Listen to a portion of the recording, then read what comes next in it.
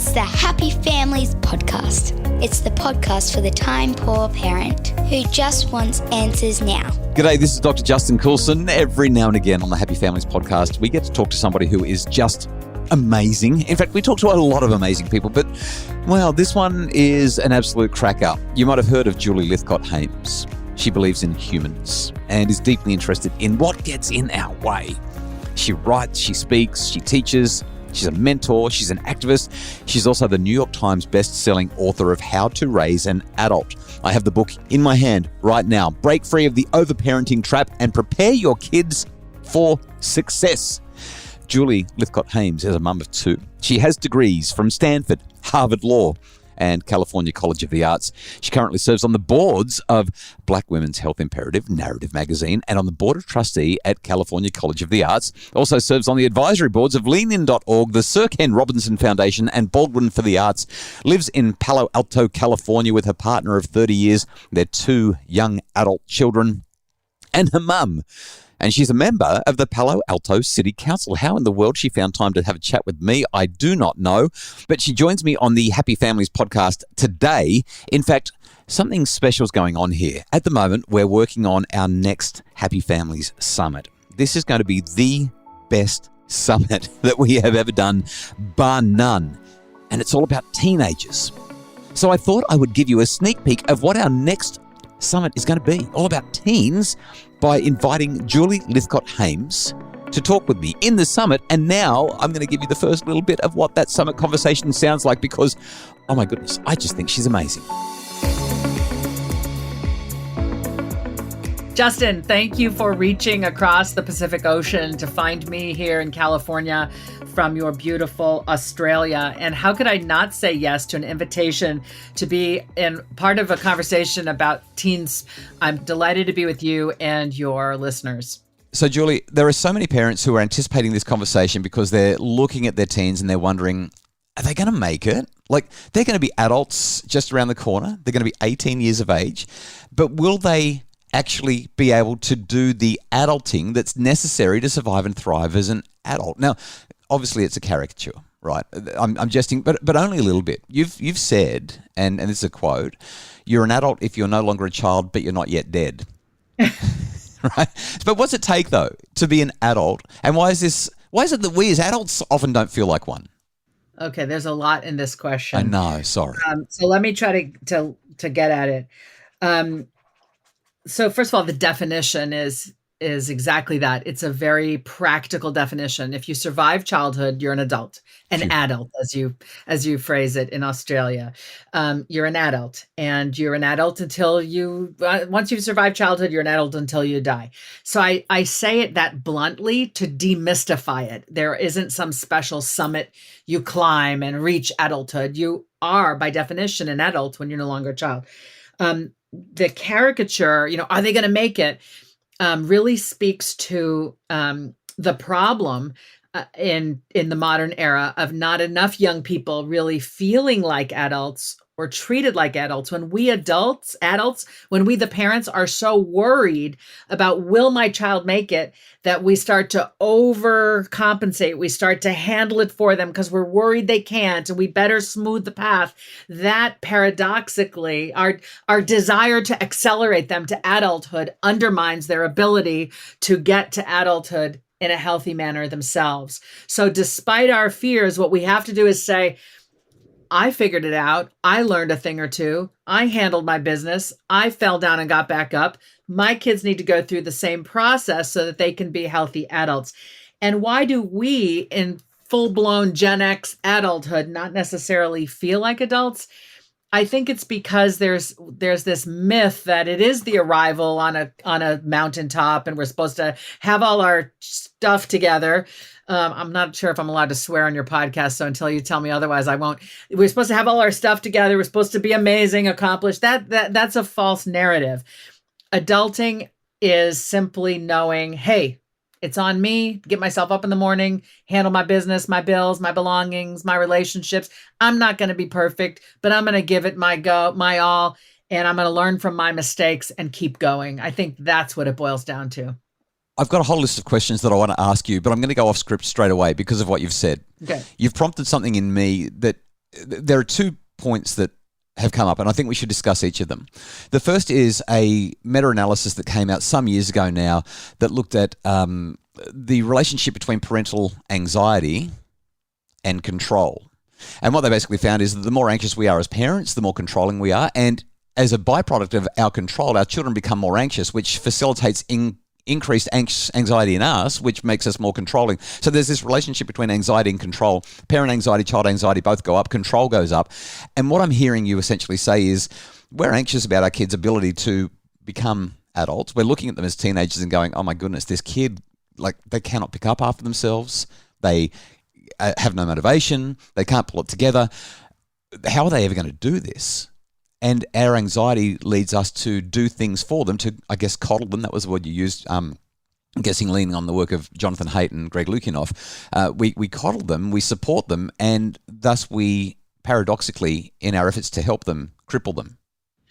Exactly. So you've just summed it all up. And yes, Greg Lukianoff was actually a student of mine back in the day when he was at Stanford Law School. Wow. So there's also a wonderful article that your community should know about if they don't already. It was in the Atlantic magazine 3 years ago, May 2020. Headline, cover article, Anxiety in Children. It draws on the work of Ellie Leibovitz, a professor at Yale, who speaks to how our inability as parents to handle the discomfort of our children leads us to over-accommodate normal and natural childhood circumstances and fears. By over-accommodating, we're signaling, hey kid, that thing you fear is such a dire thing that we will curate your environment so you never have to confront it, which turns a natural fear into full-blown anxiety. When I read that article, I was just mortified because one of the examples was when our kid is a little bit of a picky eater, so we make sure they always have the food they want. Like my son only eats white food, so I will put the pasta in my purse and take it with me to the social event. And I did that with my 7-year-old, and I was like, shoot, I was trying to be helpful. I was trying to be loving. And the advice is do the converse, empathize with the fear, sit with the feelings of discomfort, but don't try to make the feelings go away. Simply be empathetic and then empower them by saying, hey, buddy, I can see this is hard for you. I don't know what it's like to be you, but I see this is hard and I love you. And I'm so sorry it's hard. But you know what? I also know one day it won't be this hard. It's that empathy and empower that apparently allows them to tolerate their feelings. And of course, we have to regulate ourselves to be the parents who are not flipping out. And the fact that we have such anxiety and fears about our own kids and about life in general means we don't want to sit with our discomfort. So all of this comes back to we parents need a lot of therapy. And if we could get good therapy, we could better support our own children. I feel like you've been reading my book and you've just summarized it in like 2 minutes. It's brilliant. The second point that I wanted to make is a little bit of a departure from that. It's somewhat adjacent and moving into perhaps why this control is so high, Julie. I do this thing when I'm running my workshops and presentations. I'll ask all the parents in the room who want their kids to fulfill their potential to raise their hands. Hands up, everyone who wants their kids to fulfill their potential. And you can bet 100% of those parents put their hands up. Everybody understandably says, yeah, absolutely. And I point that out, 100% of you put your hands up. And then I'll ask, can you please put up your hand now if you have fulfilled your potential? And nobody ever puts their hands up, right? I mean, this is kind of, and I'll point out quite clearly, no matter how good your resume is, no matter how much you have done, I look at your resume, Julie, and it's like, wow, this is a person who has achieved more than most people on the planet will ever achieve. And yet, if I was to ask you if you've fulfilled your potential, my guess is you'd say, oh, there's still a fair bit of stuff I really need to do here. Yeah, absolutely. Right. Which again gets to there isn't a summit that we're trying to reach and say, we're done. Yeah. Right. I have succeeded. I am an adult. No, I think the joy in life, the exquisiteness of life comes when we recognize, wait a minute, I can keep learning. Wait a minute, I can keep growing. You mean until I take my last breath, I can still acquire new knowledge, become more useful and helpful to others, have a greater impact than I'm currently having in ways that are meaningful to me. I don't see that as drudgery. I see that as this incredible opportunity, and speaks to the fact that this is an ongoing, it's not about a destination, it's the journey. So here's the question for every parent who's listening to this conversation. A lot of us as adults will say, okay, yeah, I get it. And ongoing development and personal growth and improvement is part of my life, and I'm trying to do that. My question for you, based on the book that you've written, or the books that you've written, is how do we teach that to our kids when we so badly just want them to fulfill their potential? No, we have to model it. That's the thing, right? So let me say this right off the bat. We are our kids' biggest role models. Duh, right? They live with us. We feed them. We shelter them. We take them everywhere. We are their biggest role models. Whether we are their best role models is a function of, how are we behaving? Are we demonstrating what a work ethic looks like? Are we demonstrating that adults figure out what they're good at and what they love and do that work and behave as that person, right? Or are we miserable in our jobs, going through the motions in our relationships, right? They're watching us constantly.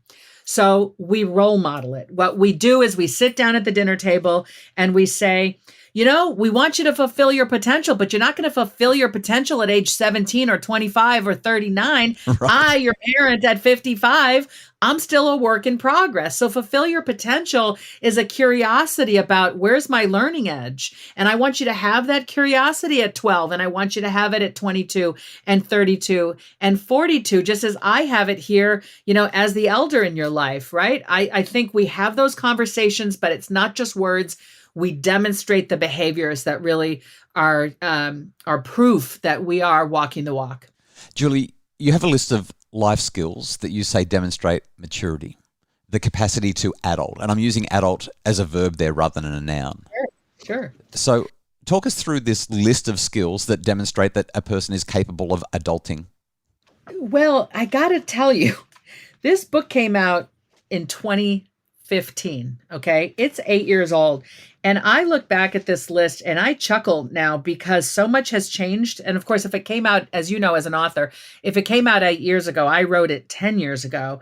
And it feels in some ways out of date or absurd that I would say, an 18-year-old must be able to talk to strangers. Must be able to find their way around campus or a new town, must be able to manage assignments and workload and deadlines. Like, I felt like these were obvious things in 2012, 2013 when I wrote this. Now, you look at this list, you're like, really? An 18-year-old? Are you sure? When I wrote this a decade ago, I was thinking, well, they could be in the military, or they could be in the workplace, or they could be on a university campus, and they got to be able to do these things. Now, I would say with a little bit more nuance, barring significant special needs, barring significant mental health challenges, barring significant neurodivergence, these are some of the skills we should hope that they would have. So I would be a little bit less, frankly, authoritarian in my writing style, a little bit less bossy and a little bit more nuanced, but nevertheless, the list holds. And here's why. We, their parents, nobody's going to want me to say this, but I'm just going to say it because I'm blunt. And I try to speak truth. We're going to be dead one day, Justin. And we have done our kids a disservice if we held on to them every step of the way and then we die, then they're bewildered and floundering and lost. Okay? Our job is to teach them everything. Let life also teach them things before we die so that we can have confidence with our dying breath. My kid is going to be okay.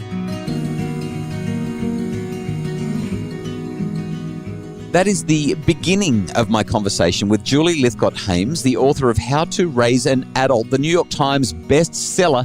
She's written a whole lot more than that as well, but oh my goodness, I can't wait for you to hear about more for our next Happy Families Summit. It's going to be called, you know what? I'm not going to tell you what it's going to be called yet, but it's all about raising teenagers, the challenges, the good stuff, the bad stuff. Our lineup is not just impressive, it is full of globally renowned experts, and they have got so much to share. If you're raising teens, you are going to love this summit. More to come over the next couple of months as we get everything lined up, get everything prepared For now, though, I hope you enjoyed the conversation with Julie. The Happy Families podcast is produced by Justin Rowland from Bridge Media. Craig Bruce is our executive producer. And if you want more info about making your family happier and our upcoming summit, make sure that you follow us on our Facebook page at Dr. Justin Coulson's Happy Families.